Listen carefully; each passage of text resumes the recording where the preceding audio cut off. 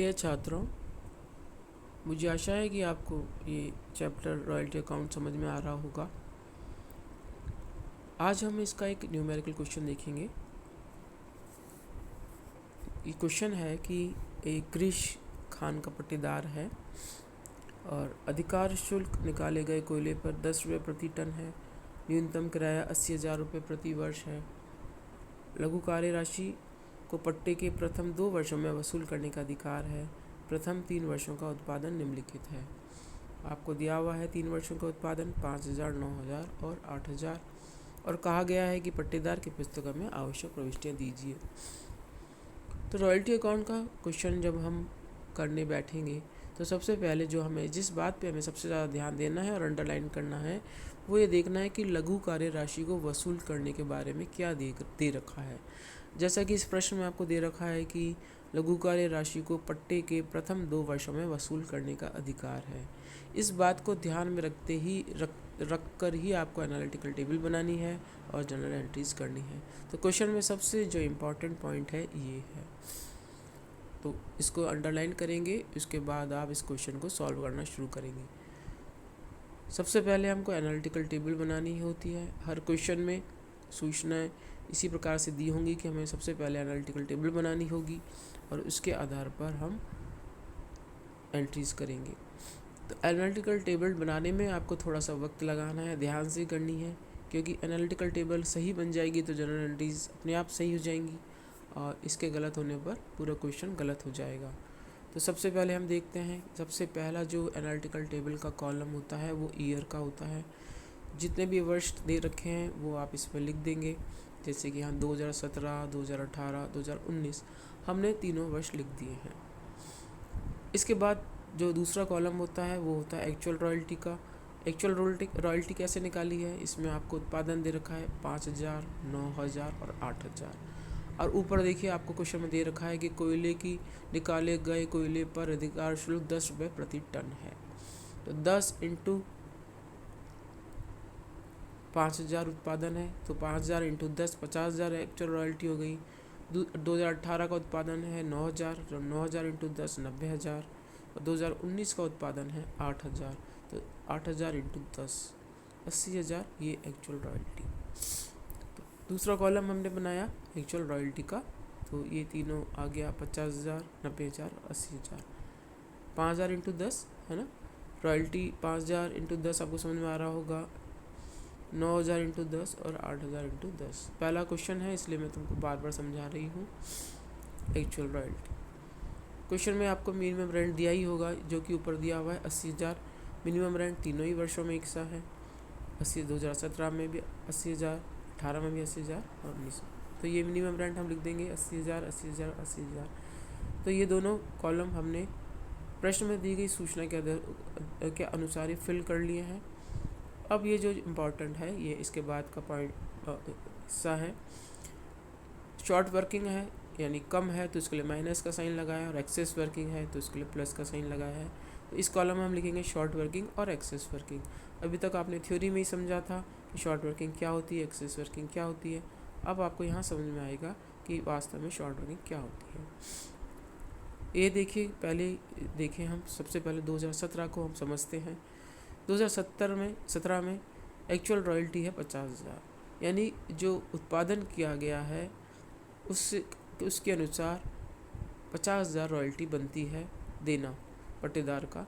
लेकिन ये तय किया गया है कि मिनिमम 80,000 तो देना ही है, तो उसको किसको नुकसान हुआ, जो कि रॉयल्टी दे रहा है उसको, मतलब 30,000 रुपये क्यों एक्सेस देना पड़ रहा है। वास्तव में तो उसको 50,000 रुपये देने चाहिए थे, लेकिन मिनिमम रेंट देना है क्योंकि रॉयल्टी यहाँ कम है। और ऊपर आपको दिया हुआ है कि वसूल करने का अधिकार, चलिए वो हम बाद में मैं बताऊंगी बाद में। तो ये हो गया शॉर्ट वर्किंग, 30,000 की शॉर्ट वर्किंग। तो एक्चुअल रॉयल्टी जब कम होती है, मिनिमम रेंट ज़्यादा होता है, तो शॉर्ट वर्किंग आती है 30,000। पहले मैं आपको फर्स्ट कॉलम ही बताती हूँ। पहले कॉलम में तो कोई शॉर्ट वर्किंग, ये रिक्यूब्ड और अनरिक्यूब्ड का कॉलम बनाएंगे। इसका मतलब क्या है ये भी हम बाद में देखेंगे, क्योंकि पहले साल में कोई रिक्यूब्ड नहीं होता, अनरिक्यूब्ड नहीं होता। अनरिक्यूब्ड तब हो जाता जबकि इसको शॉर्ट वर्किंग को वसूल करने का कोई अधिकार नहीं होता। तो यहाँ पे 2 वर्षों में वसूल करने का अधिकार है। तो हम क्या करेंगे, एक्चुअल पेमेंट आपको पता ही है, मिनिमम रेंट ही देना है, 80,000 लिख दिया। और closing balance of short working, ये closing balance of short working क्या है? ये closing balance of short working वो होगा जिसको कि जो शॉर्ट वर्किंग हम आगामी वर्षों में वसूल करेंगे। यहाँ पे आपकी शॉर्ट वर्किंग है 30,000 और ये कहा गया कि 2 वर्षों तक वसूल कर सकते हैं, तो हम 2 वर्षों तक इसको आगे ले जाएंगे। अगर वसूल नहीं होती है तो देखिए 30,000 ये बैलेंस है, closing balance of short working 30,000 हम ऐसे दिखा देंगे। चलिए हम दूसरा देखते हैं, फिर समझ में आएगा कुछ। 2018 में एक्चुअल रॉयल्टी 90,000 बनी है, हमने देखा था, और मिनिमम रेंट है 10,000। तो यहाँ पे एक्चुअल रॉयल्टी मिनिमम रेंट से ज़्यादा है, तो ये एक्सेस वर्किंग हो गई। इसको हम दिखाते हैं प्लस 10,000, 90,000 माइनस 80,000। आपको ऐसे ही करना है, फर्स्ट में से जो एक्चुअल रॉयल्टी को मिनिमम रेंट, एक्चुअल रॉयल्टी में से मिनिमम रेंट माइनस करना होगा, तो अपने आप माइनस प्लस आ जाएगा। तो माइनस 30,000, ये प्लस 10,000। अब एक्सेस वर्किंग में से हम वसूल करेंगे, जो हमारी 30,000 की शॉर्ट वर्किंग थी, कितना वसूल कर सकते हैं, क्योंकि एक्सेस वर्किंग 10,000 ही है, तो 10,000 ही वसूल कर सकते हैं। तो 10,000 रुपये वसूल कर ली। अब ये लिखा था प्रथम 2 वर्षों में वसूल करने का अधिकार है, तो प्रथम 2 वर्ष, तो पहला वर्ष तो वही था जिसमें की शॉर्ट वर्किंग हुई है, प्रथम 2 वर्ष, और दूसरा वर्ष ये हो गया तो जिसमें हमने 10,000 वसूल किए। तो यहाँ पे हम 20,000 तो वसूल कर नहीं पाएंगे, तो 20,000 को हम लिख देंगे अनरिक्यूब्ड अकाउंट में, जिसको कि भविष्य में भी वसूल नहीं कर सकते, उसको हम लिखते हैं अनरिक्यूब्ड अकाउंट, क्योंकि इसके बाद वसूल करने का अधिकार ही खत्म हो रहा है, और यहाँ पे शॉर्ट वर्किंग में बैलेंस नील आ जाएगा। ये 30,000 थे, उसमें से हमने देखिए 10,000 तो रिक्यूब्ड में आ गया और 20,000 रुपये अनरिक्यूब्ड में आ गया। इस प्रकार से बैलेंस ख़त्म हो गया। एक्चुअल पेमेंट वही हम 80,000 करेंगे, और यहाँ पे closing balance of short working nil आ जाएगा।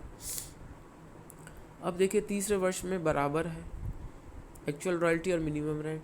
अगर कम भी होता तो भी, क्योंकि वसूल करने का अधिकार है ही नहीं, तो भी हम, चलिए इसको मैं अभी कंफ्यूज नहीं करती आपको। अब इसी क्वेश्चन को देखिए कि 80,000 एक्चुअल रॉयल्टी है और मिनिमम रेंट भी 80,000 है, तो ना तो शॉर्ट वर्किंग है ना एक्सेस वर्किंग है, रिक्यूब्ड अनरिक्यूब्ड सब में बैलेंस नील आ जाएगा, और एक्चुअल पेमेंट 80,000 और ये क्लोजिंग बैलेंस नील।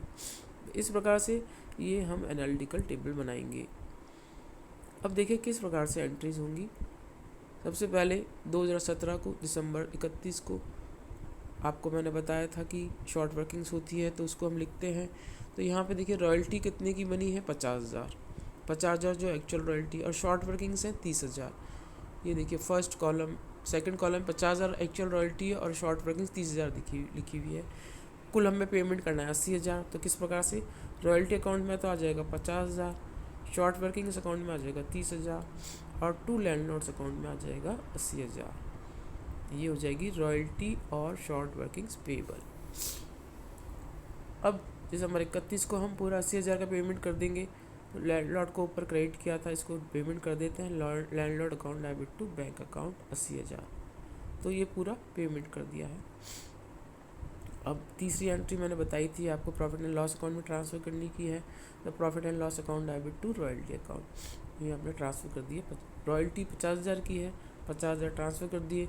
अभी शॉर्ट वर्किंग्स के लिए कुछ नहीं किया है, क्योंकि इसको हम आगे लेके गए हैं। देखा आपने ऊपर यहाँ पे closing balance of short working account, इसको हम ट्रांसफ़र अभी नहीं करेंगे, इसको हम आगामी वर्षों में ले जाएंगे। ये तो 2017 की एंट्री होंगी। अब 2018 में हम क्या एंट्री करेंगे, उसी प्रकार से आपने रॉयल्टी अकाउंट किया, यहाँ शॉर्ट वर्किंग्स नहीं है। रॉयल्टी अकाउंट डेबिट कितनी, रॉयल्टी कितने की बनी है, 90,000 की। देखिए रॉयल्टी 90,000 की बनी है। एक्चुअल रॉयल्टी से एंट्री करते हैं हम, रॉयल्टी 90,000 की बनी है, तो royalty account debit 90,000 to landlord's account. अभी हमें 10,000 वसूलनी है। हम कैसे वसूलते हैं, देखिए यहाँ पे लैंडलॉर्ड अकाउंट को वसूलना, मैंने बताया था वसूल करना मतलब उसको नहीं पेमेंट करेंगे, उसको पेमेंट नहीं करना। तो landlord's account debit to bank account, bank पे हम कितना करेंगे, मिनिमम रेंट 80,000, और 10,000 को हमने, जो ऊपर 30,000 थे उसमें से 10,000 हमने वसूल लिए to short workings account 10,000। Payment हमने 80,000 का किया है, 10,000 वसूल लिया। और रॉयल्टी अकाउंट ऊपर जितने से लैंडलॉर्ड अकाउंट को 90,000 से डेबिट किया था, क्रेडिट किया था, यहाँ पे हमने डेबिट कर दिया है। इस प्रकार से लैंडलॉर्ड अकाउंट क्लोज हो गया है। तो ये हो गया। अब दूसरे वर्ष के अंत में हमने देखा था कि शॉर्ट वर्किंग्स जो कि अनरिक्यूब्ड है, उसको प्रॉफिट एंड लॉस अकाउंट में ट्रांसफ़र कर देंगे 20,000 रुपये। 20,000 हमने यहाँ ऊपर ट्रांसफ़र किया, ये देखिए अनरिक्यूर्ड 20,000, ये 20,000 को ट्रांसफ़र कर दी। एक तो रॉयल्टी अकाउंट को एक्सपेंडिचर है उसका, तो 90,000 इसको ट्रांसफ़र कर दिया है प्रॉफिट एंड लॉस अकाउंट में, रॉयल्टी अकाउंट और टू शॉर्ट वर्किंग अकाउंट 90,000 और 20,000, 1,10,000 से डेबिट कर देंगे प्रॉफिट एंड लॉस अकाउंट को। इस प्रकार से ये हम एंट्री करेंगे। अब तीसरा वर्ष में रॉयल्टी अकाउंट से तो सिंपल आपको समझ में आने लगा होगा। Royalty account debit to landlord account 80,000 न कोई शॉर्ट वर्किंग है और 80,000 से हमने ये एंट्री कर दी है। Royalty account debit to landlord's account, ये तीसरा साल में फिर हम पेमेंट कर देंगे 80,000 landlord's account debit to bank account 30 और रॉयल्टी अकाउंट को ट्रांसफ़र कर देंगे वर्ष के अंत में 80,000। देखिए यहाँ पर शॉर्ट वर्किंग्स अकाउंट जो 30,000 थी प्रथम वर्ष में, उसका अकाउंट का बैलेंस जब हम अकाउंट बनाएंगे तो आपको समझ में आएगा कि बैलेंस कैसे अगले साल हम ले जाते हैं। यहाँ पे ये ख़त्म हो गया है। देखिए 30,000 का बैलेंस था, 10,000 तो हमने यहाँ टू शॉर्ट वर्किंग्स लिख दिया, 10,000, 30,000 यहाँ पे सबसे पहले शॉर्ट वर्किंग्स को देखिए पहली एंट्री में हमने डेबिट किया है 30,000 से, उसमें से 10,000 हमने ये landlord's account to bank account to short workings account उसमें क्रेडिट कर लिया है। अब जो 20,000 बचे थे उसको यहाँ पे हमने क्रेडिट कर दिया। तो इस प्रकार से 30,000 शॉर्ट वर्किंग्स डेबिट था और 30,000 हमने क्रेडिट कर लिया है, तो शॉर्ट वर्किंग्स अकाउंट भी क्लोज हो गया। हर वर्ष के एंड में हम लैंडलॉर्ड्स अकाउंट को बंद कर देते हैं, रॉयल्टी अकाउंट को प्रॉफिट एंड लॉस अकाउंट में ट्रांसफ़र करके क्लोज कर देते हैं। केवल शॉर्ट वर्किंग्स अकाउंट का अगर वो रिक्यूब्ड होना है आगामी वर्षों में तो वो चलता आएगा, और नहीं होना है तो उसको उसी वर्ष में ट्रांसफ़र करके समाप्त कर देंगे। तो ये एक वर्ष की एंट्री का दूसरे वर्ष से लिंक होता है, और ये आपको थोड़ा दिमाग में रखना होगा टेबल को देखकर कि हमें कितना बैलेंस आगे ले जाना है, कितना ट्रांसफ़र करना है। ये टेबल इसलिए मैंने आपको बताया शुरू में सबसे ज़्यादा महत्वपूर्ण है। इसके 1-2 न्यूमेरिकल क्वेश्चन कीजिए आप लोग, उससे आपको समझ में आएगा। इसी क्वेश्चन को वापस से आप करके देखिए अपने आप, इसमें कोई बात समझ में नहीं आए तो मुझसे पूछिएगा। Thank you students.